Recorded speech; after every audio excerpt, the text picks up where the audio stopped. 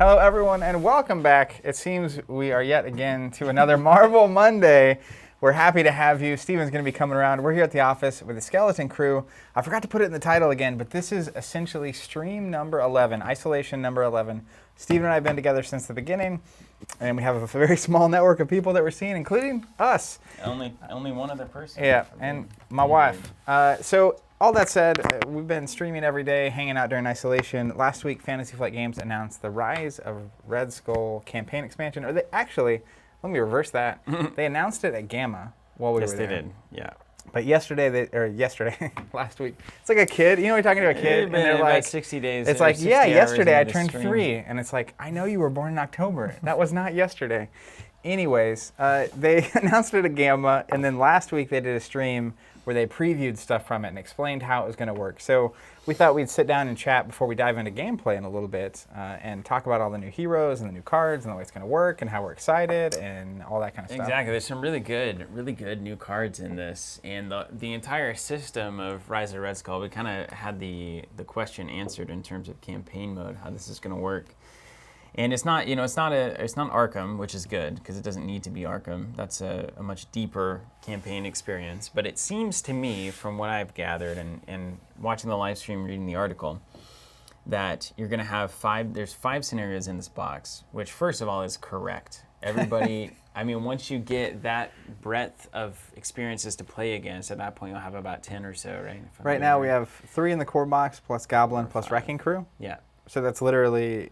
That's double. So at that point we have 10. That expands just the replayability of this game tremendously.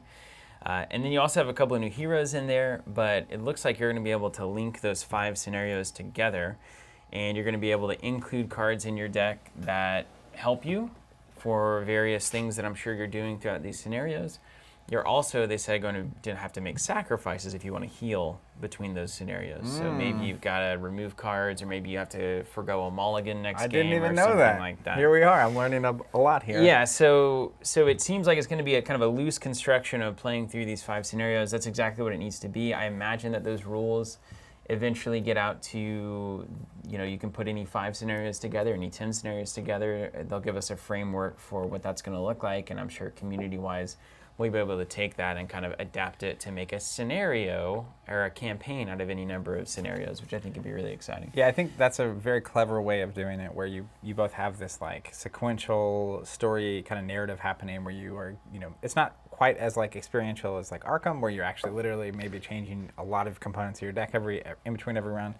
But the other part is, I think, cleverly, which they also did in terms of just how they packaged champions in the first place, but the ability to just play against any individual villain without having to go through the campaign, I think it just adds, it's like 10x value. That's the right way to do it. You can immediately just sit down and play against Taskmaster or Red Skull or whoever.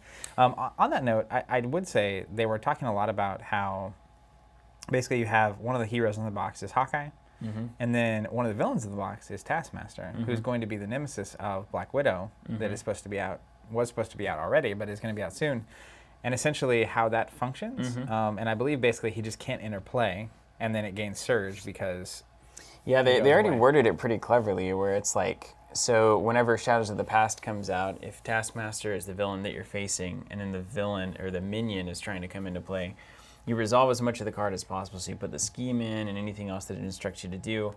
You try to put Taskmaster in play, but you can't, and then it says basically if Taskmaster didn't come into play due to this effect, or if the nemesis didn't come into play, it's on the card against surge. The Shadows of the Past card. So you just get a free, all the stuff gets shuffled in and you get the side scheme in play, but then you just have to keep going to the next encounter. It's actually way worse, which makes a lot of sense because you're playing against Taskmaster. If you draw the Taskmaster nemesis, it's just worse for you than it would be in other scenarios, which I think is a good way to handle it.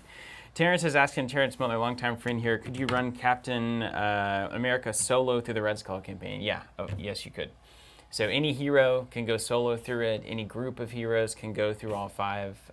You don't have to play the things in the box to have the campaign experience for the scenarios in that box. So it makes a lot of sense. You want to start with Jessica Drew? I want to talk about Spider-Woman. Spider-Woman's introducing some weird things to this game. I do. So I will say at the top of this, before we even talk about her, I'm sure she's on screen now, but I love this hero. I'm a big Spider-Man fan, have been since the core set came out. And so Spider-Woman, no surprise here, also a fan. But Jessica Drew, 3 recovery. She's shield, she's a spy. She's also on a motorcycle, which is awesome. She just looks awesome. Like she looks like a cool. As spies do. Yeah. You know? She's also a double agent, which I love. Choose 2 aspects instead of 1 during deck building. You must include an equal number of cards from those aspects in your deck. She also has an action, look at the top card of any deck, limit once per round. So she can just take a peek, and it could be the encounter deck or a friend's deck or your own deck. But immediately, like a good kind of comparable for this in Destiny for me is the Raylo deck, letting you play hero and villain blue cards together. So it reminds me of that, where you basically get to pair 2 aspects together during the deck building process. And obviously now that means there's going to be possibilities that were only previously possible when you were playing with someone else of that aspect. But like last week we played, and we were doing, you were on leadership and I was on protection. Yeah. And so it was basically getting Vision out and then using the med teams to keep healing him so that he could keep just being a monster in play. And I think about like Aggression Hulk with protection, where you can suddenly have some of the cards that could work together very well immediately in your deck, but obviously there's restrictions going on here. Yeah, I think leadership protection is going to be a standout for Spider-Woman. Just because of what you're saying, healing with allies, with powerful allies, is really impressive in this game. Allies as a whole, as a mechanism, I think is probably the strongest. But you also, you got to look at the amount of combinations that not only are available now, but that will be available 5 years from now is tremendous. So Spider-Woman's gonna be one of those heroes that you're gonna have to always keep revisiting as soon as a new pack comes out and say, does this unlock some kind of weird synergy between these cards? So that's very cool, and it makes a lot of sense with the double agent idea that you can give her some awesome, like kind of unique flavor by giving her the aspect pairings like that. Very cool. I'm glad they opened that design space up too. Yeah, super cool. Now, it's also worth noting, so signature pools are 15 cards. So there's 25 cards typically to get to the minimum of 40. And so she's actually not going to be able to play at the minimum. Because you have to have an equal number of each, right? Yeah. So like, although neutrals. That's true. So Yeah, you could play at you'd have minimum, to- but you'd you would have to have have neutrals. Yeah. There you go. I was like, in my head, I was like, well, that's actually like a weird little restriction. All right, so she also has a hand size of 6 and a hit points of 11. Those are pretty standard. Not the greatest or Pretty good. worst. Pretty good. So let's get over to Spider-Woman. Yeah, let's check out Spider-Woman here. All right, so Spider-Woman is a 1/1/1, 1 thwart, 1 attack, 1 defense. She's an Avenger. She's a spy. She has superhuman agility. Interrupt. When you play an aspect card, Spider-Woman gets +1 thwart, +1 attack, and +1 defense till the end of the round.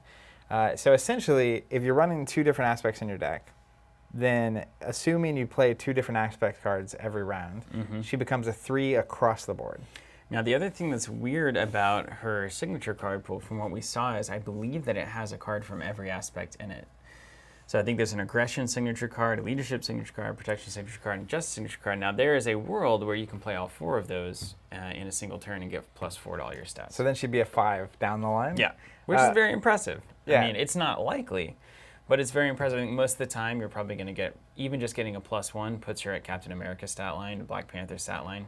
Once you get a +2 to everything, I mean, 3 thwart on hero is phenomenal. Have we even seen 3 thwart on a hero? Yeah. Have we? Someone's a 3. No, I don't think so. I think that was like a sacred thing. I mean, who would be a 3? Maybe no one. Do you guys know? Is there one with a 3 thwart? I'll pay attention to chat, see if anybody has my back on that. I don't think there is. That might be true. Isn't that amazing? Yeah. And can you imagine a 4 or 5 thwart hero? Jedi Geek Girl saying no. So that's great. Yeah, good. So 3 thwart is like the most notable thing on a hero so far in terms of raw stat line. Yeah, I think now- she can get there pretty easily. Yeah. And it's worth pointing out, too, I think end of round would be after the villain phase. So technically, like if you play a couple cards, she gets to a 3, then you're on defense. You could easily probably play a 3rd or 4th card there. And it's like all of a sudden she's an incredible defender.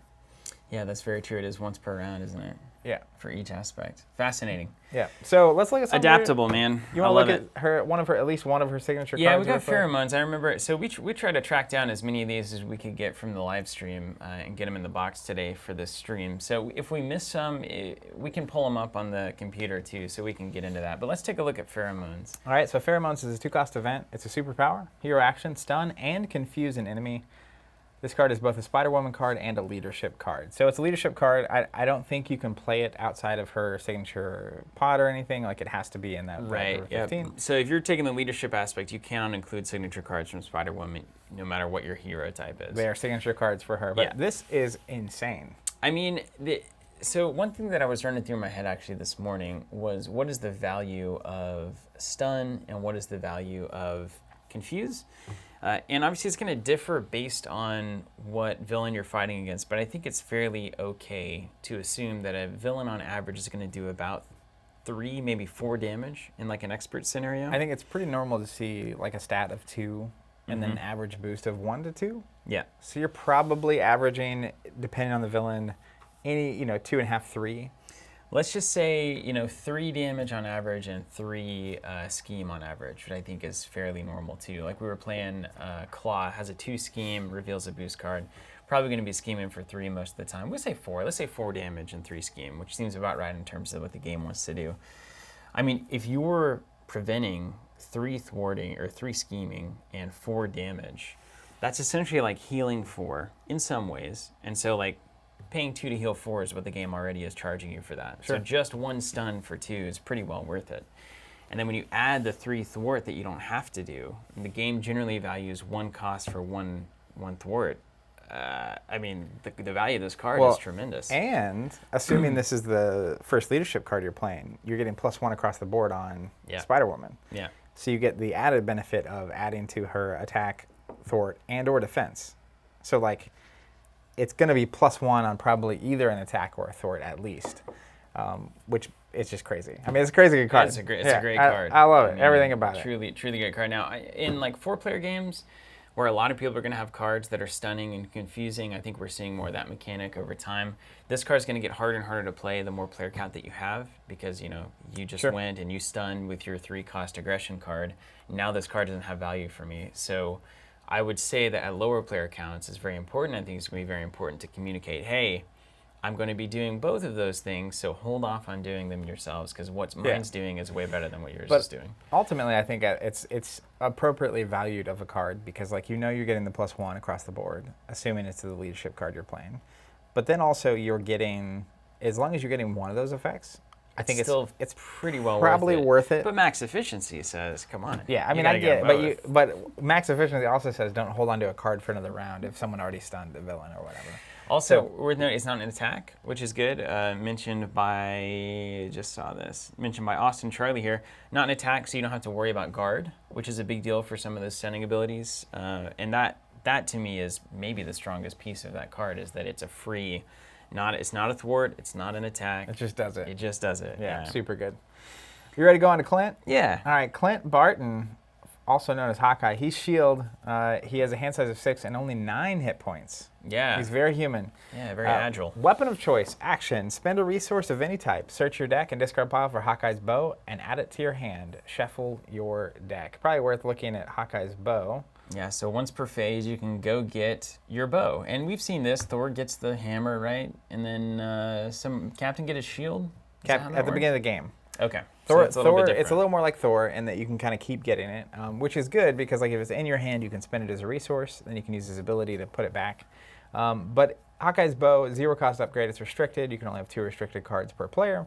Your hero gets +1 attack, and each of your arrow attacks gains range. Ranged attacks ignore, retaliate. Very cool. I think that's a very simple little nuance to add to the game. You now have ranged attacks that just avoid or retaliate, which makes sense thematically, and then also is just not that complex. It's super cool. So +1 attack and ranged from his arrow attacks. Now let's look at Hawkeye in general, yeah? Yeah, so let's go to Hawkeye. 1 thwart, 2 attack, 1 defense. He's an Avenger. Quick draw, action, exhaust Hawkeye, ready Hawkeye's bow. So we're looking at it and it's like, well, why would we need to ready Hawkeye's bow? What could it possibly exhaust for? I have no frame of reference for this. Especially because he's already at 2 attack. So with his bow, he's a 3 attack. Mm-hmm.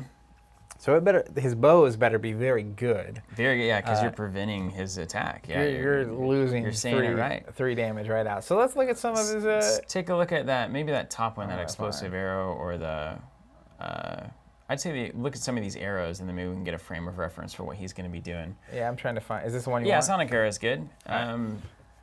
That makes a lot of sense. Yeah, go ahead. All right, so Sonic Arrow is You a can actually see it. Yeah, it's a 2-cost event. Arrow, attack, hero action, attack, exhaust Hawkeye's bow, confuse an enemy, and deal 3 damage to it. 5 damage instead if it's already confused. Confuse an enemy, 3 damage for 2 is a So- fantastic value. Hawkeye could normally just do 3 damage, or he can exhaust ready his bow. So if his bow is ready, you could pay 2, exhaust the bow, and then essentially I think that's going to ultimately let you use the bow twice around, right? If you want to, I think there's going to be a lot of situations where you don't. I think, Sure. you know, the bow's standing up, you use an arrow on it, then you attack with Hawkeye. Already, if you use that Sonic Arrow and then attack with Hawkeye, that's 6 damage, just And a straight up, confuse. and a confuse. That's pretty good. So that's pretty good, but I think there's going to be situations in the game where you have your utility kit of arrows, and right now, what needs to happen is this enemy cannot possibly thwart, or whatever the villain when it's scheme, can't possibly scheme, and it's like, okay, well, it's worth it to prevent Hawkeye doing damage so that I can confuse that villain, or so that I can stun that villain, because an attack right now would totally wreck us. Yeah, which makes sense. So you're preferring utility over just strict efficiency with damage. As Hawkeye, I think, probably has to play if he's going to play like Hawkeye. Like, if all you have is you're the best archer in the world, or the universe, or whatever it is, then your arrows need to be the star of the show. Yeah, and it's very Hawkeye, right? Like, he's got his quiver, he chooses the bow he's going to fire, pulls it out, and then eventually, although if it were more like the movies, he just wouldn't run out of bows. He'd Yeah. just, he'd Run out of completely arrows. stack them. Check out Explosive. All right, so Explosive Arrow is a 1-cost event. It's an arrow, hero action, exhaust Hawkeye's bow, and choose a player. Deal 3 damage to the villain and each minion engaged with that player. What? Yeah.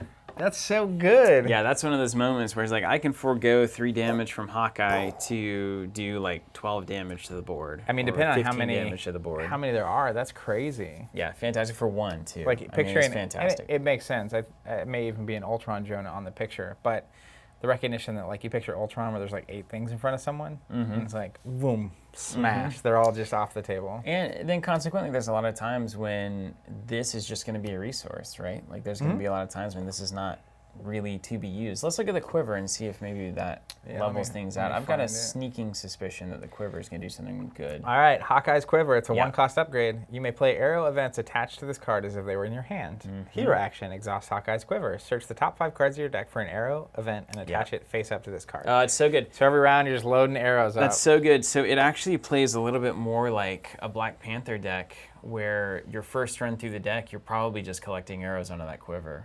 And then by the time you come around the Get second, them out of your deck, and you don't have to waste arrows on, or like at the very end before you reshuffle is when you start shooting everything, and then you pile them back in, reshuffle. Well, and do you it again. also, them being on this card means that you're not having to play them out of hand, which means you have more resources to do everything you're going to do, right? I think that's a great way to frame that. Yeah, this is worth asking. So Dan Lane asking this question. I've seen this a lot floating around the internet. Do you shuffle the deck afterwards? So as it stands, there's a rule in the rule book that says if you ever search your entire deck, you always shuffle after. But you don't. But this is not searching your entire deck. So search the top 5 for an arrow, attach it face up, and then do they go back in the same order? Normally a card would tell you if you put it back in the same order or not. So this may need some clarification / errata from FFG, but I would assume that you're just digging through trying to find an arrow. I don't think it means a full reshuffle. You probably just put it back in the same order. I would assume you put it back in the same order, which makes the ability even better. Yeah. So super You at least card. get to see your whole hand, right? What you're about to draw. It's unique. So I was gonna say, I assume there's only one of these in the deck, but it's unique. So yes. Yeah. Got to find it, and then you got to. And there's gonna be many games where like you don't see that quiver until a full run through your deck. So sometimes you're just gonna have to draw into the arrows that you need and use them as best you can, which is fine too. And sometimes you're gonna have the quiver. I don't have an issue. All right. So next up, you want to look at the other Hawkeye? Yeah. The ally. We get a new Hawkeye ally, Kate Bishop. She's 2-cost, 1 thwart, 2 attack, 2 health, Avenger. Action, exhaust this ally and discard a card from your hand. Deal X damage to an enemy where X is the number of printed resources on that card. So it's an interesting card. A card out of your hand is generally worth 1 resource. Well, and this is a resource for a damage. So strictly. Yeah, so basically you're exhausting, discarding a card from your hand. But if that's a 5-cost card, you just did 5 damage. So Well, it's not cost, it's the printed resources on the card. Oh, that's less good then. It's yeah. If it was that, that's way better. That's way less But good. even, I mean, it is the case though that like you can literally with her turn any card into damage without her taking consequential damage. So Yeah. I don't know. Man. I mean, so this is a leadership card, so you can run it in like the Captain Marvel 3 energies decks, but still, I'd rather use that for other purposes. I think that's a tough one for me. The thing about it to me is like picturing, and is it? You have to exhaust. So like, even if it was turning a 1 resource into 1 damage, this is an ally that can do 1 damage for a resource. I would never take that trade. Forever. I would never do 1 damage for 1 resource. That's a losing formula. You gotta get at least 2. So normally though, you're assuming that you're paying a damage for a resource, but the damage is coming from playing a card. So it's literally skipping, like when you're doing the EOV or EUV, expecting units of value. So like a 1-for-1 of a card. You're still playing the card though. You're just playing it to the discard pile. But like if a card said, if it was 0 cost printed cost and it said do a damage, that's basically what this is doing. Yeah, and I would never play that card, ever. 0 for 1? I don't know. Never. Never get it out of here. I don't know. I won't even play Emergency, and that's a better costed card. 0 for 1. You don't win this game playing 0 for 1 trades on damage. I can tell you that right now. But having Hulk swing in for like 7 is how you win this game. That is how you win this game. For 2, yeah. You know what I mean? Okay, I agree. I'm gonna... Now maybe there's some things that we don't know yet. There could be some 3 resource cards, 4 resource cards. That would be fine. I think if you're looking at the entire leadership spread of allies over time, there's no way that Hawkeye ally is getting in that deck, right? When you're looking at it compared to like Vision and Hawkeye himself as an ally, and these like hugely good trades. I mean, compared to the Hawkeye ally itself, that's a card that comes out, what, 3 costs? Yeah. Probably ends up doing, what, 2, 4, 6, 8 for the instant arrows? Plus 2 for it. Plus 2 for it. Ugh. How do you justify it? That's crazy. Let's see. Does anyone have any... I'm looking at chat to see if anyone's got a creative way. Discard a card to take out tough. That's fine. I'd still just rather swing. It's the same idea, really. Yeah, I don't know. Yeah, maybe it's okay. It's not great, but it's fine. It's fine. There's ways that could become good. I'll tell you what, if there are cards that benefit from being discarded, particularly, that could get interesting. Yeah, like if you have resources in your discard pile, you can use them in an interesting way. Or it's like if you want a specific card on top, right? Like a picture like Iron Man with Pepper Potts and getting 2 on top. That's cool. Or specifically, it's like if this card is discarded, draw a card. Or if this card is discarded, do a damage. So that like typically the villain would be the one maybe discarding cards from your hand randomly. But in this case, it's like you're forcing the issue so that you just basically stack on the efficiency. But that, I mean, we're reaching right now. Yeah, that's fine though. That's the kind of thing. There are cards that can make that work later on in the game. Yeah. I think we've seen those weird like Avengers Assemble and kneel all your things to get cards, allies. So maybe there's a leadership deck that is going to be built around never taking consequential damage, has the full spread of allies, and they're doing things other than actually attacking and thwarting, like the Hawkeye ability that we've seen. Yeah. I could see that happening, especially with this card. All right, speaking of this card, 2 cost, Team Training. It's a support, it's a condition. You got all the Avengers in their like dance poses. You see Thor back there doing the ice tea? Good, yeah. Anyways, play under your control, max 1 per player. Each ally you control gets +1 hit point. Yeah. Yep. Let's think about this in a number of different ways. I'm just gonna say yep. So it's still good. I mean, I think it's pretty good. So like most allies take 1 consequential damage when they do something. Yeah. So even, especially out of leadership, you're paying 2 to give every ally you play this game 1 extra round of that. So in some cases, you may have to use an ally to block, and it doesn't matter anyways. But I'm picturing like 1 more round of 2 or 3 thwart, or 2 or 3 damage per ally. Even picturing, anyways, it's just like... Our game with Vision the other day, right? Yeah, you just get an extra turn where I don't have to heal you. An extra turn. If you put that across, let's say 4 allies in the game, let's just assume that all those allies either thwart for 2 or do 2 damage. You're looking at maybe 8 threat removed as a consequence of 2 resources, or if not more. even let's say 8 damage as a consequence of 2 resources, much better trade. And like it only takes once of like that 1 extra health, meaning a villain doesn't kill it somehow or a minion doesn't kill it somehow, and then now you get to use it 1 more turn or block with it when you otherwise wouldn't have been. I mean, like. Now, I think this sets up a more permanent ally structure for leadership because, you know, a lot of the time, even if it's a 3 health ally, you're going to play it on the first turn, use it, do some consequential damage, so take 1, and then you're still going to block with it even though it has 2 hit points left to soak a villain attack. So trying to find the way to get all of your allies even 1 more hit point past what you might want them to be when you're throwing them in front. It's like, you know, do you have the time? If everything's 4 hit points that you play, do you really have 3 turns before you want to throw that ally in front of an attack? That's another question that I don't know if there's the right answer to. Well, that, and I think that's the way I tend to play leadership is playing allies and very quickly using them. So it's getting ready, it's blocking with them, it's getting max value quickly because you're going to make the call and get them back into play. Like even Maria Hill, someone was posting, this lets you, it basically be the ability plus then she could thwart 3 times, but it's like it's also going to take you 3 turns to do that. And oftentimes with the Maria Hill, I want to play it, thwart, everyone draws the card, I block with it this round. Yes, 100%. Next round I'm playing it again, etc. It'll be a specific build. I mean, and I'm excited to see an ally build that wants everyone to stay around for the entire game. Yeah, and like, I'd love to see that. I think there is that version starting to get built with like the Avengers Tower and the Triskelion and it's like suddenly you have 5 or 6 allies that are just always out and you have these cards that are like your whole board gets +1, 100%. And then you got Spider-Woman doing leadership and protection, so now you're healing and it could be there. One thing I do want to mention about Hawkeye, as we were talking, thinking about it, the new version of the Hawkeye ally is that she was 2 cost with 2 attack. So also at worst, not bad. She's 2 for 4, even without the ability. Attack once, use the ability until you need to block, and then throw her in front of something. Yeah, or just do 4 damage, like 2 for 4, generically, because like Hawkeye is 3, the old Hawkeye is 3, and then he's only doing 1 damage. Yeah, that's true. So, but she's also, you're going to throw her in front of that rather than attack for 2. Absolutely, always, every time. Every time.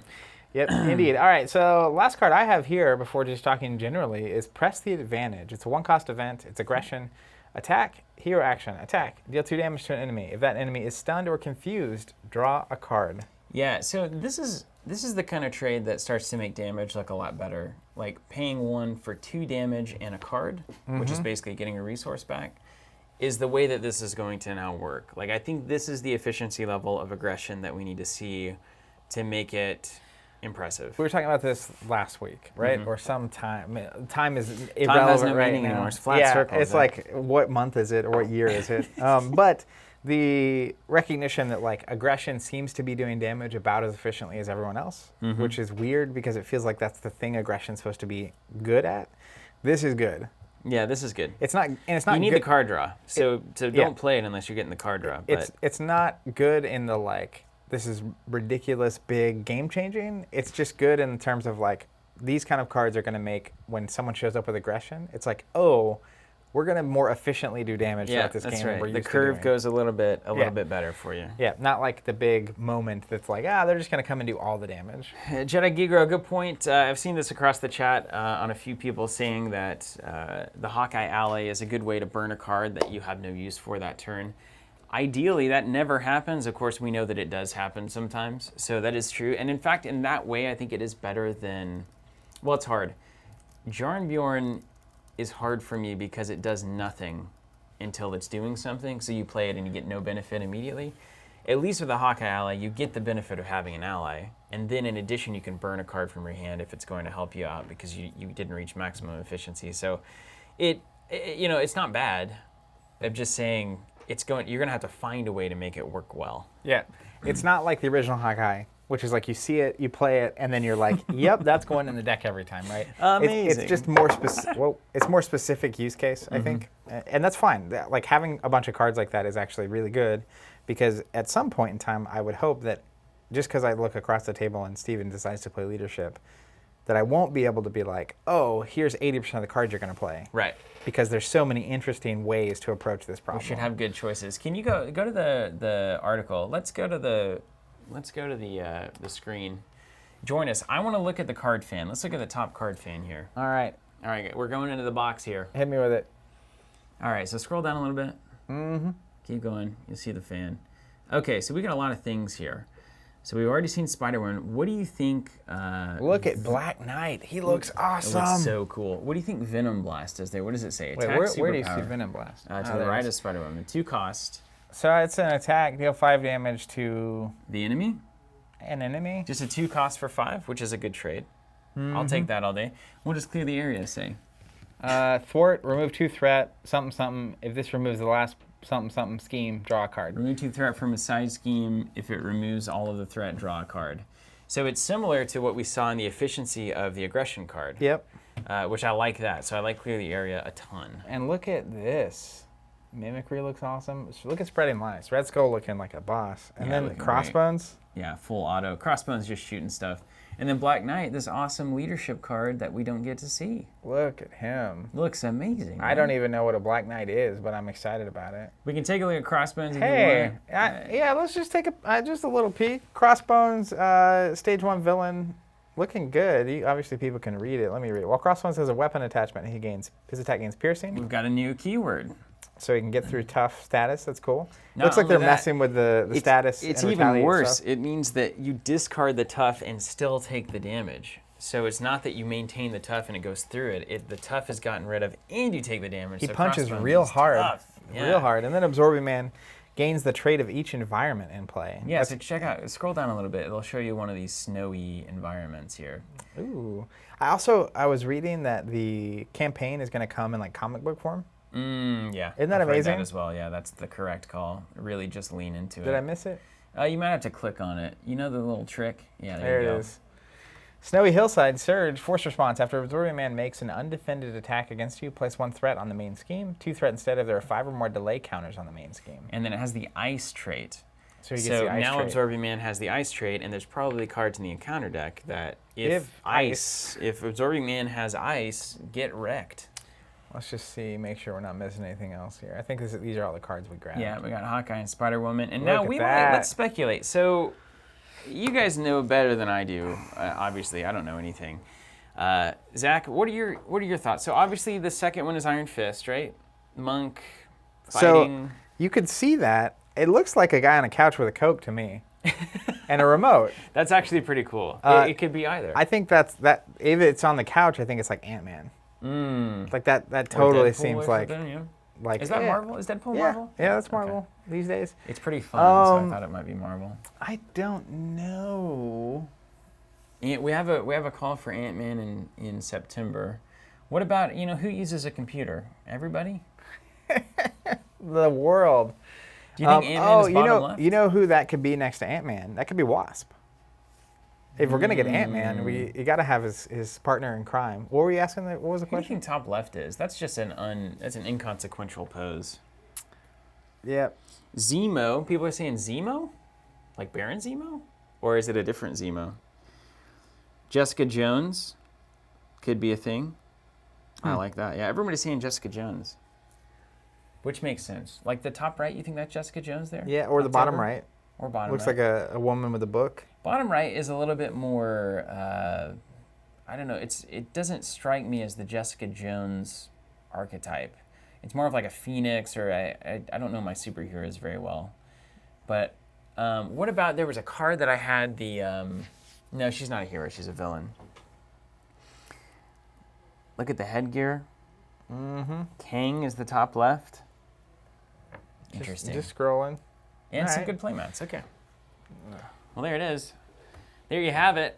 That's Red Skull X pages. So, what we know about it so far, I would say that. Oh, people are saying Daredevil. That's pretty smart. Yeah, Daredevil would be so Scarlet much Witch fun. could also be It true. was Scarlet Witch who I was thinking of, actually. Yeah. And is there a White Witch as well?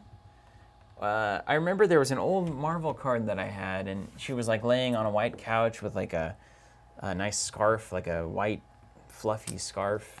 Ooh, Snow. Quicksilver, Scarlet Witch, Squirrel Girl. I don't know. Yeah, a lot of good ideas here. Do you have the card still somewhere in your life? Somewhere. Oh man. Yeah, somewhere. So if I'm looking at Rise of Red Skull campaign expansion, and I've thought about what it might contain. My thoughts at this point are, I think it's definitely delivering on what I was hoping it would deliver on. All our hopes and dreams. Not all the hopes and dreams, but I think from what I know about the campaign, it sounds like it's the right mix of not too deep, but still gives you some movement, some flavor. I think the new heroes that we've seen are bringing good mechanics to the game. I think everyone playing a little bit differently is cool. Like Hawkeye, can you find the quiver? Can you get your arrows in time? Can you use them at the right time for perfect utility? That I'm going to love that deck because it's going to be all about maximizing the efficiency of those arrows, which I'm into. And then 5 new scenarios, and like absorbing mana is super cool. Like, clearly, Crossbone's one of my favorite people, or heroes, or villains, or whatever in the lore. We've also seen, who else is on this? Taskmaster. Obviously Red Skull. Red Skull, and there's one more, who I spelled Gorgonzola, which is wrong. When they were talking about it on stream, I wrote it down in my notes, Gorgonzola, which is, I believe, a type of cheese, and I don't think that's an actual villain. So who was the fourth? Who was the fourth villain? You guys know. Also, Jedi Girl shouting out here says they mentioned ally Spider-Girl and Spider-Man in the article, which is cool. I think we're going to see a lot more of that. Yeah, and I saw some Polish cards, I think, pop up too. Oh, really? That we won't get into, but they will, Arnim Zola. Arnim Zola. Instead of Gargola. Gorgonzola. Gorgonzola.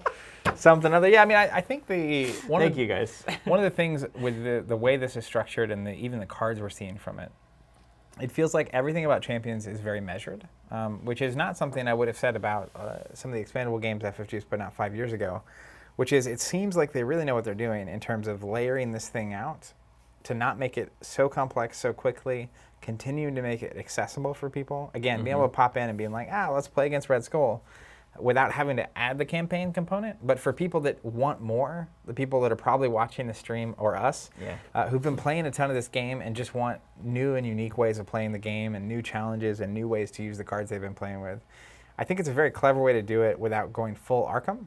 Yeah. Which there's nothing wrong with that, but again, it's not trying to be Arkham, it's its own thing. And I think they're doing a really good job of it. And the fact that there's 5 villains and 2 heroes is the appropriate mix of stuff.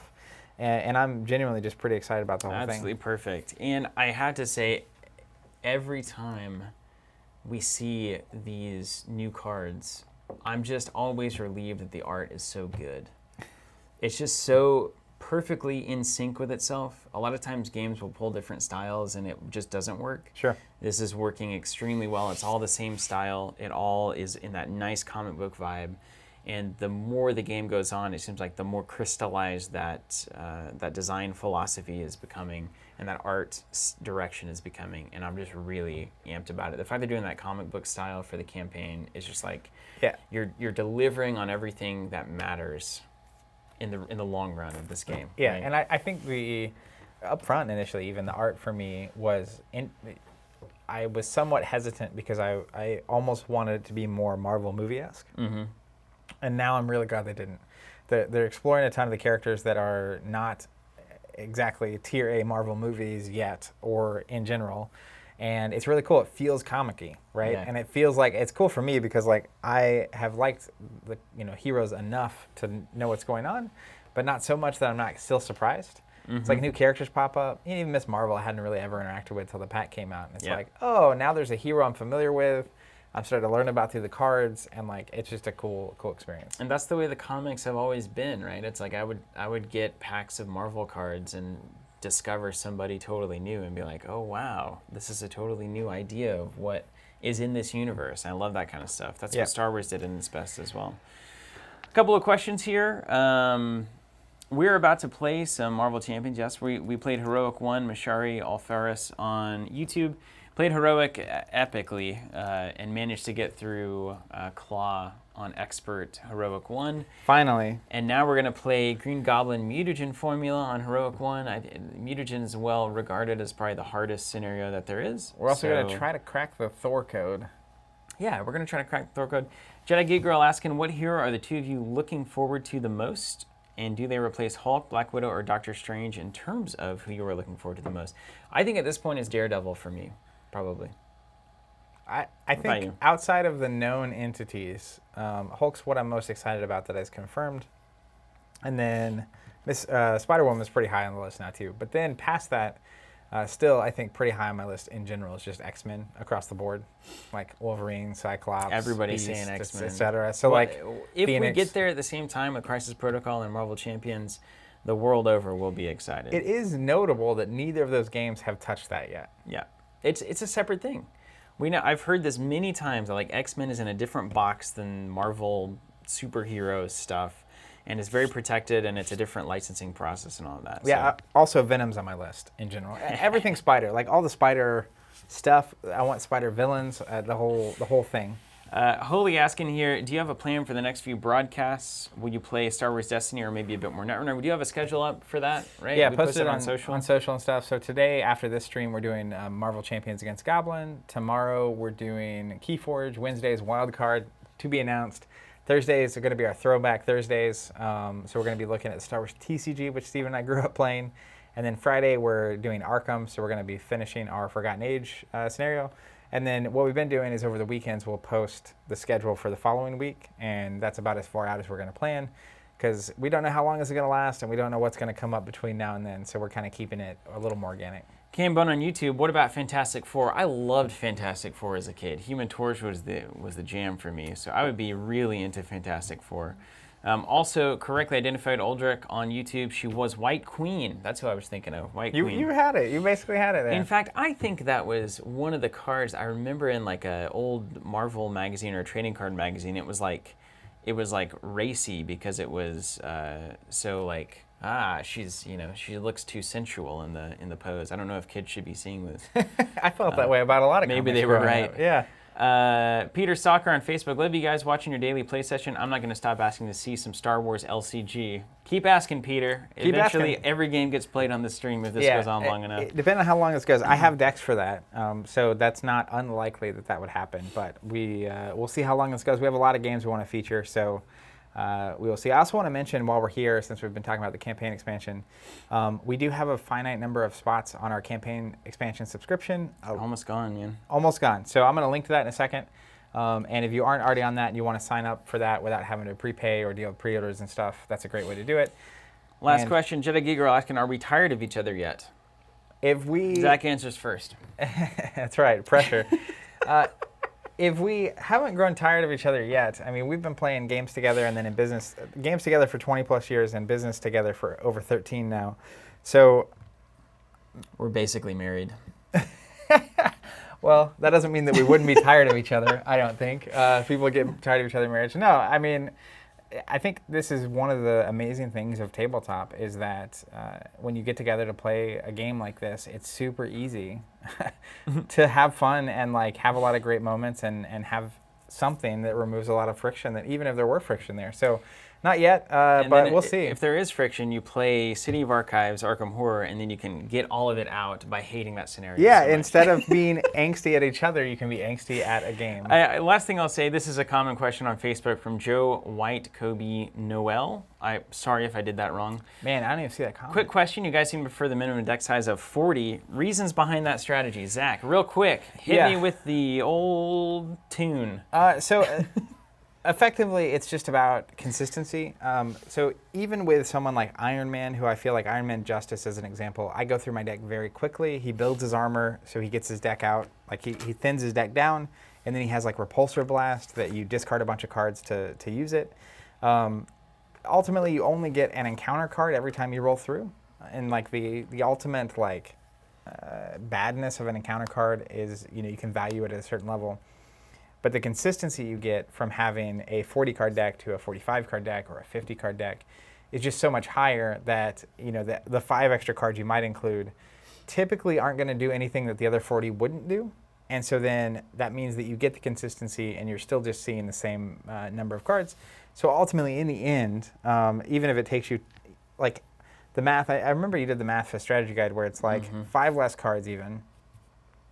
The number of encounter cards you will see in a game less because of how often you're going through your deck is inconsequential ultimately. It's like 1 extra card every 5 or 6 turns, even on the most aggressive decks. So if a game goes 15, 20 turns, you see 3 or 4 more encounter cards across a game. Yep. And it's making and some decks this might not be the case in the future, but ultimately it's like the consistency you get from not having those cards in your deck is worth 3 or 4 encounter cards across an entire game. And the real question you have to ask here is, that 41st card that you want to include, is it better or equal to any of the cards that you're already having in your deck? So if the 41st card is as good as everything else in your deck, then add it. If the 45th is as good as everything, and we might get to a point in Marvel Champions where that makes sense.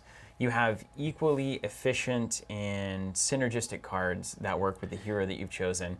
Maybe you can find, 40 of those to include in your deck, and then you have a 55 card with your signature cards.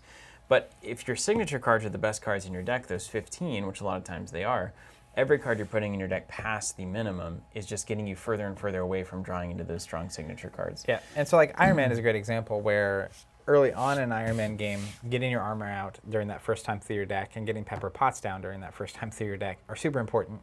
And then even late game with a Repulsor Blast, it's the recognition that Repulsor Blast can be a 1-cost 11 damage card.